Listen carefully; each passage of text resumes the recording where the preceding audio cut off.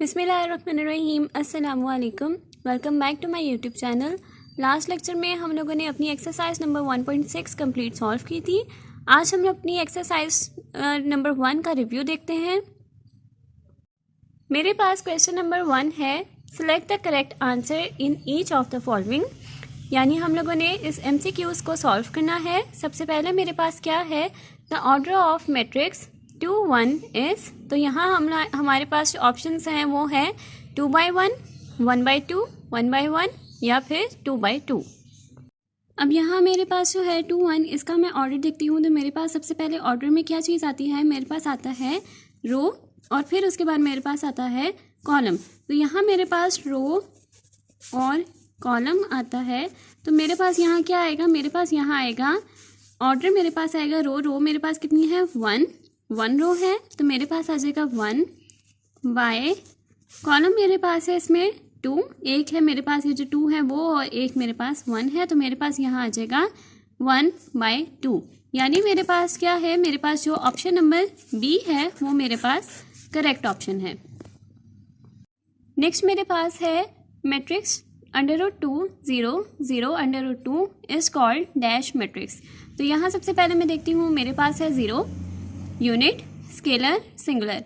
अब मैंने यहाँ पे जो टाइप्स ऑफ मैट्रिसेस आपको बताया था उसमें मेरे पास क्या था कि अगर मैं 0 की बात करती हूँ, 0 मैट्रिक्स मेरे पास वो होता है जिसमें मेरे पास सारी एंट्रीज जो होती हैं वो मेरे पास होती हैं 0। अगर मैं यूनिट की बात करती हूँ, यूनिट में मेरे पास क्या होता है, मेरे पास जो डायगोनल एंट्रीज होती हैं वो होती हैं 1। इसके अलावा जो नॉन डायगोनल एंट्रीज होती हैं वो होती है 0, यानी मेरे पास एंट्रीज होती हैं 1 0 0 1। स्केलर की मैं बात करती हूँ तो स्केलर में मेरे पास जो डायगोनल एंट्रीज होती हैं वो सेम होती हैं, और मेरे पास जो नॉन डायगोनल होती हैं वो मेरे पास होती हैं 0। इसी तरह मैं सिंगुलर की बात करती हूँ। सिंगुलर मैट्रिक्स हम लोगों ने पढ़ा था multiplication inverse of a matrices में, जिसमें हम लोगों ने ये बताया था कि अगर मेरे पास जो डिटर्मिनेंट होता है वो मेरे पास नॉट इक्वल्स टू 0 होता है तो मेरे पास वो नॉन सिंगुलर होगा, और अगर डिटर्मिनेंट लेने के बाद मेरे पास जो है इक्वल्स टू 0 आ जाए तो वो मेरे पास सिंगुलर होगा। तो ये मैंने पढ़ा था सिंगुलर और नॉन सिंगुलर में। यहाँ मेरे पास है मैट्रिक्स √2 0 0 √2। तो यहाँ मैंने इसमें क्या बताना है, मुझे यहाँ पे उन्होंने डिटर्मिनेंट का कुछ नहीं कहा, तो इसका मतलब है मेरे पास जो लास्ट ऑप्शन है सिंगुलर वाला वो तो मेरे पास यहाँ नहीं होगा। इसके अलावा मेरे पास जो 0 है, 0 मैट्रिक्स मेरे पास क्या है जिसमें सारी एंट्रीज जो है वो इक्वल्स टू 0 आए, तो वो भी मेरे पास नहीं होगा। यूनिट में मेरे पास क्या होता है, मेरे पास जो डायगोनल होता है वहाँ मेरे पास 1 आए और नॉन डायगोनल पे 0 आए। मेरे पास जो डायगोनल एंट्रीज है वो मेरे पास √2 एंड √2 है। तो यहाँ मेरे पास स्केलर आएगा।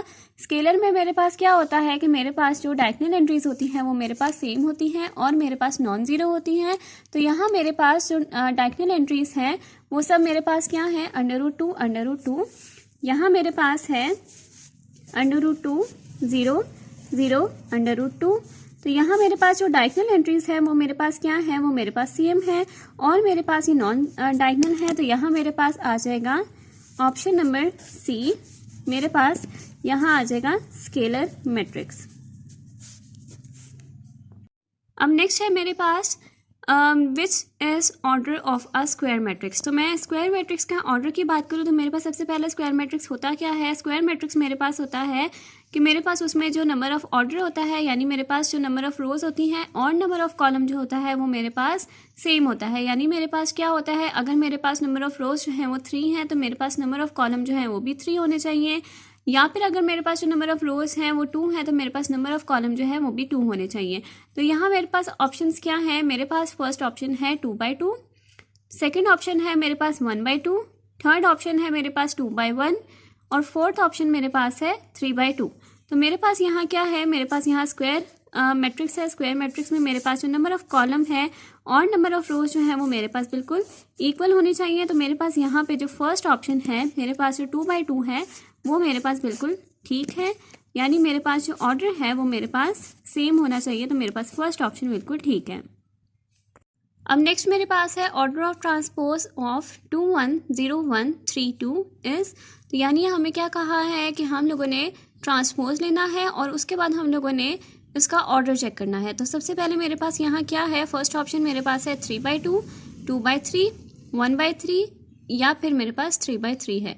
तो यहाँ मैं इसको देखती हूँ कि मेरे पास यहाँ क्या है कि सबसे पहले मैंने इसका ट्रांसपोज लेना है। मेरे पास यहाँ मैट्रिक्स है 2 1 0 1 3 2।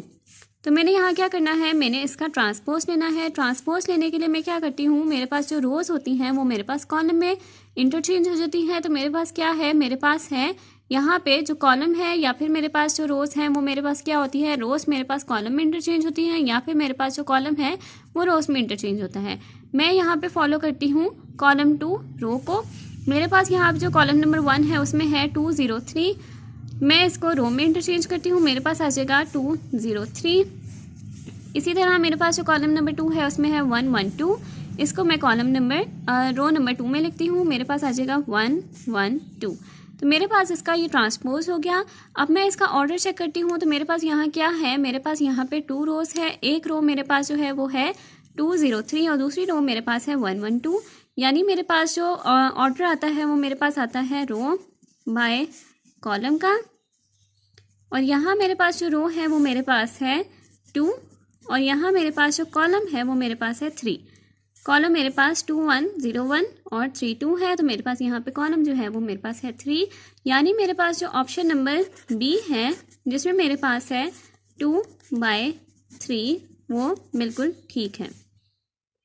अब नेक्स्ट मेरे पास है एडजॉइंट ऑफ 1 2 0 -1 इस, यानी हम लोगों ने क्या करना है, हम लोगों ने यहाँ पे इसका एडजॉइंट लेना है। एडजॉइंट में जैसे हमें पता है कि हमारे पास जो डायगोनल एंट्रीज होती हैं उसको हम लोग इंटरचेंज करते हैं, और जो मेरे पास नॉन डायगोनल होती हैं उनके मैं साइन चेंज करती हूँ। तो यहाँ मेरे पास ऑप्शन नंबर 1 है मेरे पास -1 -2 0 1। ऑप्शन बी है 1 -2 0 -1। ऑप्शन सी है -1 2 0 -1 और ऑप्शन डी है मेरे पास -1 0 2 1। तो यहाँ मैं इसका एडजॉइंट लेती हूँ। मेरे पास जो मैट्रिक्स है वो मेरे पास है 1 2 0 -1। तो मेरे पास यहाँ जो डायगोनल एंट्रीज हैं उसको मैं यहाँ पे इंटरचेंज करती हूँ। मेरे पास जो 1 है मेरे पास और -1 है, तो -1 मेरे पास ऊपर आ जाएगा और 1 मेरे पास नीचे आ जाएगा। इसके अलावा जो मेरे पास नॉन डायगोनल एंट्रीज है जो मेरे पास है 0 और 2, उनके मैं साइन चेंज करूँगी। 0 मेरे पास कोई साइन नहीं होता है, इसको मैं 0 लिखूँगी, और मेरे पास यहाँ 2 है तो मैं इसको -2 कर दूँगी। तो मेरे पास यहाँ बनता है -1 -2 0 और 1। तो इसका मतलब है कि मेरे पास जो ऑप्शन नंबर ए जो है वो बिल्कुल ठीक है यहाँ पे, जिसमें मेरे पास है -1 -2 0 और 1। नेक्स्ट मेरे पास है प्रोडक्ट ऑफ x y 2 -1, यानी हमारे पास यहाँ पे 2 मैट्रिसेस दिए हुए हैं। तो मैंने यहाँ पे इन 2 मैट्रिसेस का मल्टीप्लिकेशन निकालना है। मेरे पास यहाँ जो ऑप्शंस हैं वो मेरे पास है 2x + y x - 2y 2x - y x + 2y। तो यहाँ मैं इनको सॉल्व करती हूँ। मेरे पास है x y, इसी तरह से मेरे पास जो सेकंड मैट्रिक्स है वो मेरे पास है 2 -1। तो मेरे पास जो मल्टीप्लिकेशन होता है वो मेरे पास इस तरह से होता है कि मेरे पास x × 2 प्लस y × -1।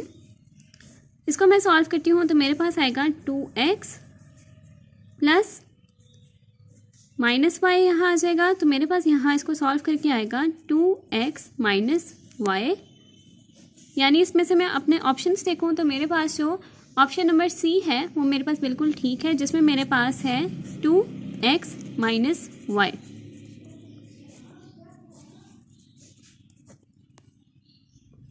अब नेक्स्ट मेरे पास दिया हुआ है if det of 2 6 3 x = 0 then x is = यानी हमारे पास जो ये लाइन में हमारे पास जो भी एक मैट्रिसेस की वैल्यू लिखी हो रही होती है, इसका मतलब है कि ये मेरे पास det है। यहाँ उन्होंने मुझे क्या कहा है कि मैंने यहाँ पे det निकालना है इसका, और उसमें मेरे पास x की जो वैल्यू है वो मैंने फाइंड करनी है। मेरे पास ऑप्शन नंबर ए है 9, बी है -6, सी है 6 और डी है -9। तो मैं इसको सॉल्व करती हूँ। मेरे पास यहाँ पे मैंने अपना जो मैट्रिक्स है वो मैंने यहाँ लिख दिया। अब मेरे पास det जो होता है वो मेरे पास कैसे आता है, वो मेरे पास आता है AD - CB। A मेरे पास है 2, D मेरे पास है x, C मेरे पास है 3 और B मेरे पास है 6। तो यहाँ मेरे पास क्या है, ये मेरे पास = 0 है। मेरे पास आएगा 2x, तो मेरे पास यहाँ पे 2x आ गया, और मेरे पास 3 × 6 18 आ गया = 0। अब यहाँ मेरे पास जो 18 है वो मेरे पास माइनस हो रहा है, इक्वल के साइड जाएगा तो ये मेरे पास प्लस हो जाएगा, और यहाँ मेरे पास x = 18/2 आ जाएगा, क्योंकि मेरे पास 2 जो है वो यहाँ पे मल्टीप्लाई हो रहा है, मेरे पास जब ये इक्वल के साइड जाएगा तो ये डिवाइड होगा, तो यहाँ मेरे पास x इक्वल्स टू 9 आ गया। इसका मतलब है जो मेरे पास ऑप्शन नंबर ए है जिसमें मेरे पास है 9, वो बिल्कुल ठीक है। अब नेक्स्ट मेरे पास है इफ़ x प्लस मैट्रिक्स में मेरे पास है -1 -2 0 -1 इक्वल्स टू मैट्रिक्स है मेरे पास 1 0 0 1, then x is equals to, यहाँ मेरे पास जो A मैट्रिक्स है उसमें मेरे पास है 2 2 2 0, B में मेरे पास है 0 2 2 2, C में मेरे पास है 2 0 0 2 और D में मेरे पास है 2 2 0 2। तो यहाँ मेरे पास क्या है, मैंने अपने यहाँ पे x लिख दिया, x के बाद मैंने यहाँ पे अपना मैट्रिक्स लिख दिया और यहाँ मेरे पास दूसरा मैट्रिक्स है।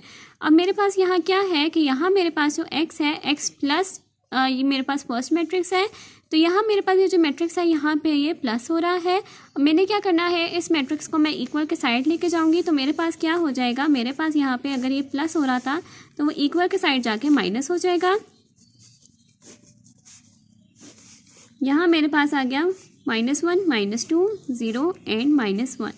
तो अब मैं इन दोनों मैट्रिसेस जो है इनको सब्ट्रैक्शन निकालूंगी। मेरे पास यहाँ आ जाएगा 1 -1